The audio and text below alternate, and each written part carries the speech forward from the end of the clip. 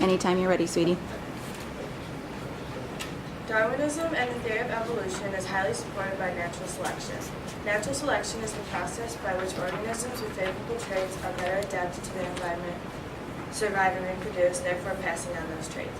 The Origin of Species, the didactic source written by Charles Darwin, explains that organisms with variations fit to help them survive in their environment will pass them on, causing the variation to become part of the species over time. According to source F, thus the small differences distinguishing varieties of the same species will steadily tend to increase till they come to equal the greater differences between species of the same genus. This assertion describes that new variations are always being added in new species. There are 5 main points of natural selection: overproduction, variation, competition, adaptation, and speciation. The more a species overproduces, the more variation there is in a species. Competition kills off the individuals that have unfavorable traits, while the ones with favorable traits survive and pass them on. This leads to adaptation, or the evolution of the species. New variations may end up becoming a part of the entire species if the trait helps the individual survive and reproduce. This causes closely related species of the same genus to have more differences, therefore evolving from each other. Natural selection proves that Darwinism is the accurate theory because variation is constantly changing or evolving the species so they can be better adapted to survive in their environment. Okay, 1 minute, 25 seconds. Okay. Rebuttal. So, God caused natural selection and considering He created everything, He created the environment able to adapt to new situations. And we're debating the origin of life, not whether natural selection is real or not. So that really just isn't relevant. Yeah, as Brian's saying, our affirmative statement is that Darwinism is the most plausible theory regarding the origin of life. I don't think natural selection has anything to do with the origin of life, only the advancement of life once it exerted there.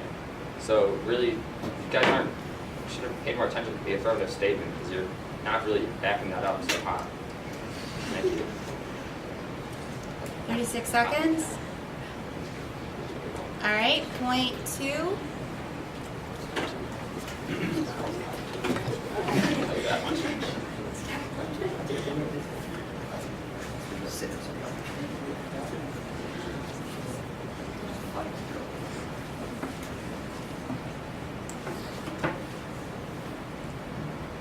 So, scientists explain that the first cells came about around 4 billion years ago. These were a result of perfect conditions that allowed for the formation of cells turning inorganic molecules into single atoms into living organisms. There are numerous specifications that must be met for these processes to occur, and as more steps are discovered or added to this list, the lower the probability that any life can have arisen through undirected forces. The number of specifications that we now know of is so magnificent that there is no reasonable doubt that life must have been manufactured by an external power, one beyond the laws of nature. An assertion from Revelation 4:11 clearly states this phenomenon: "Thou art worthy, O Lord, to receive glory and honor and power. For thou hast created all things, and for thy pleasure they are and were created." This is the unbiased word of God. For those who reject the Bible, continue to research practical ways that nature could have created a living organism through random collisions and utter chance. Every scientist and group that has been attempting to find an explanation has met with total failure in producing even the most basic chemicals necessary for life. These chemicals are the building blocks of more complex chemicals that cells rely on to survive. The eloquence of the Lord himself speaks to us through his creations because we are a product of the Lord and represent his idea of a perfect being. 1 minute, 23 seconds. Rebuttal. So you argue that the environment was made adaptable for organisms, but it's actually the other way around. Organisms were made adaptable for the environment. If Earth was located somewhere else and there were different resources available, we wouldn't breathe oxygen. We'd probably look different, but it's not. So that's why we evolved to how we are. That's why the cells came to be how they were. And if the environment wasn't possible, we wouldn't be living. So of course, looking back, it appears perfect, but that's because we're here now. 39 seconds. Point 3. Darwin.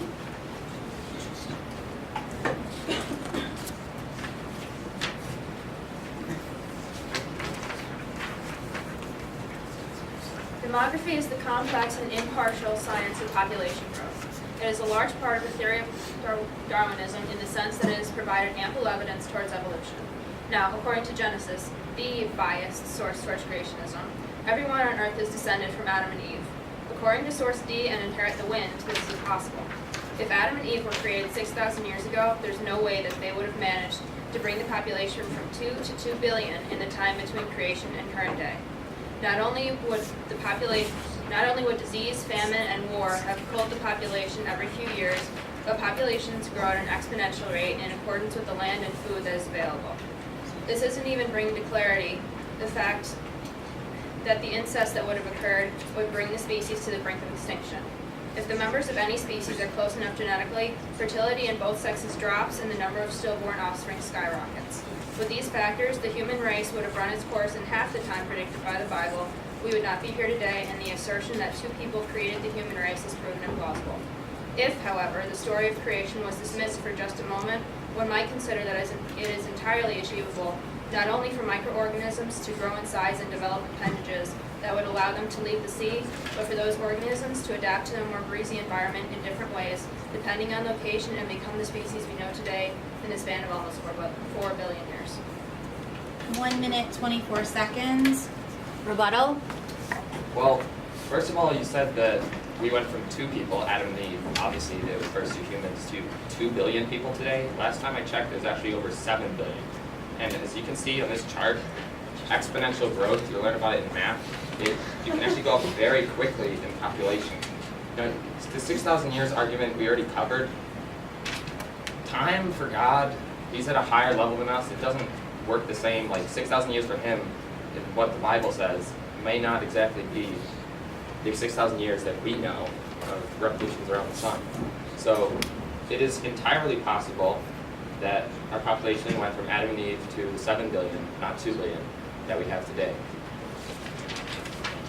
36 seconds.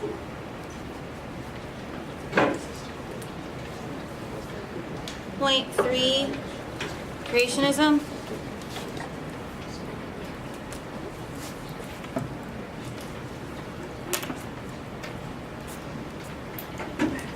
One of the most widely spread books on the globe is the Bible, the scripture at the root of Christianity, and therefore the base of millions of people's moral guidance.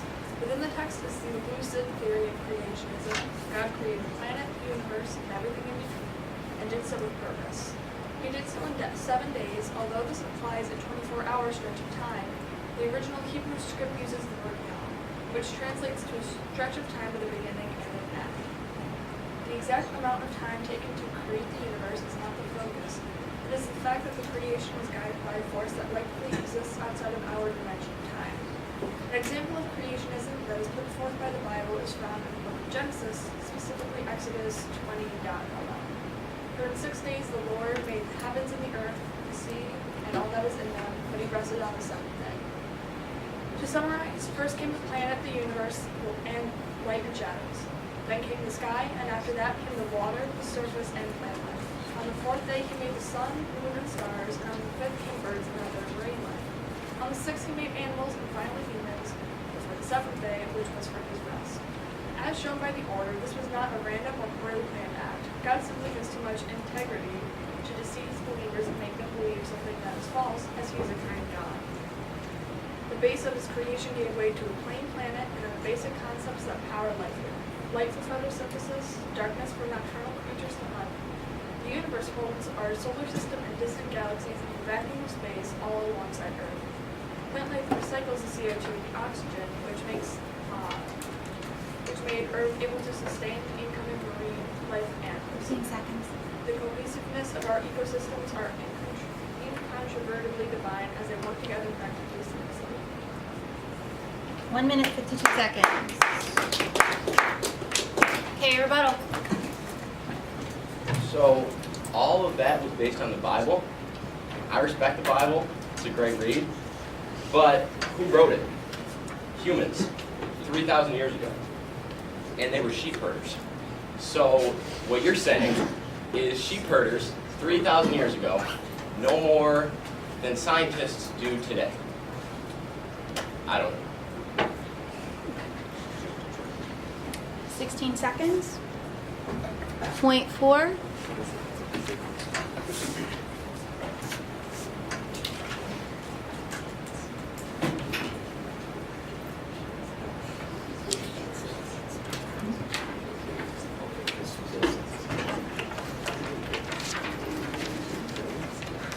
Evidence of transition species as shown by fossils present in geologic time periods support Darwin's theory of evolution in a cogent manner.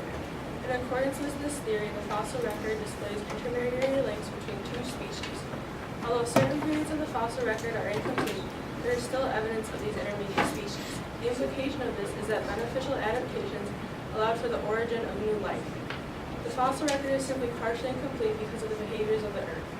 According to source F, the imperfectness of the geological record is due to changes in land over time which have made it difficult for paleontologists to construct a coherent history of the planet. Natural occurrences such as erosion due to wind and the fluid motion of water have destroyed fossils and created a false geological record. As Darwin stated with eloquence, I believe we are continually taking a most erroneous view when we tacitly admit to ourselves that sediment is being deposited over nearly the whole bed of the sea at a rate sufficiently quick to embed and preserve fossil remains.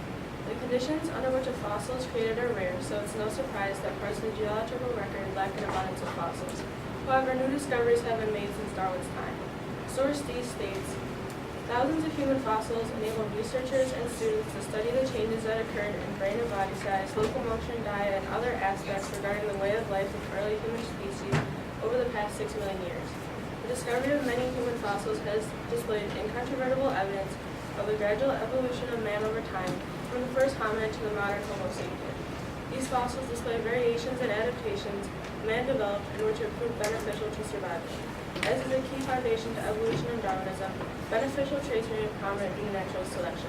Because of the compelling evidence provided by fossils of ancient humans showing similar traits over a series of intermediary species, Darwinism can be the only explanation of the origin and evolution of life on Earth. 151. Rebuttal. Going back to what Garrett claimed, 40 people contributed to the Bible over 1,500 years, and billions of people will follow and believe in it. And The Origin of Species was written by one man over one lifetime, so it's just last. And I'll take it back to what we just heard. I'm an open-minded individual, so I read both sources, both refuting and supporting creationism. What I did notice was the author of one of the sources that was supporting Darwinism, written by a friend of Darwin's, Carlton Kuhn. Well, I did a little research on him. It turns out that the civil rights movement in the 1960s, changing social attitudes, challenged racial theories like Kuhn's that have been used by segregationists to justify discrimination and depriving people of human rights. That's right. The person who wrote your source is a racist. No, he is. He's a racist. And it goes along with eugenics, social Darwinism. Ever heard of it? Based on Darwin's theories.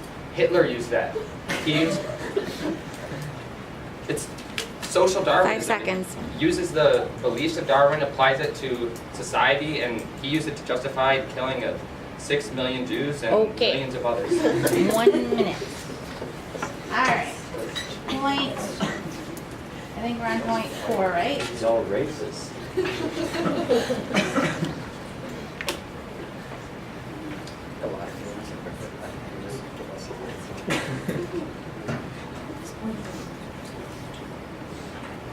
The Big Bang is not a plausible theory, and a greater being such as God helped with the formation of our great universe.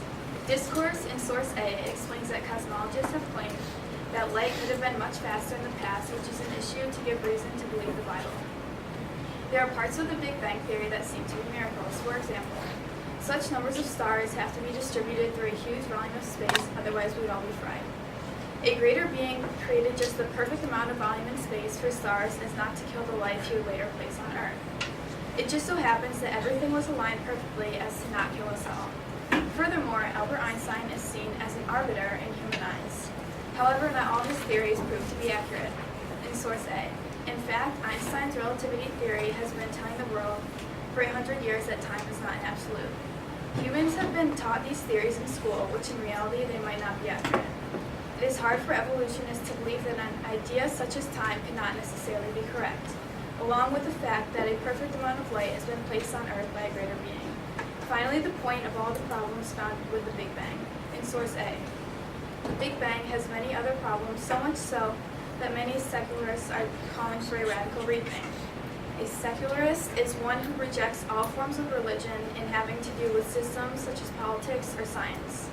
If people who reject religion so hard are starting to find faults in the theory, it will lead to a much greater belief that God has done this to help life on earth. Okay, 1 minute, 30 seconds. Rebuttal? So I could follow the other side and rebut a rebuttal, but that's not how debates work, and I'm a leader, not a follower. So let's allow Aiden to rebut this point now. Parts of the Big Bang that don't have evidence as other parts do not account for an entire theory with zero evidence. Also, life evolved on Earth with the perfect light because Earth had the perfect light. If Earth didn't have the perfect light, life would not have evolved there. Just as my partner Garrett has said before. 24 seconds. Okay, last point. Let me just turn this off.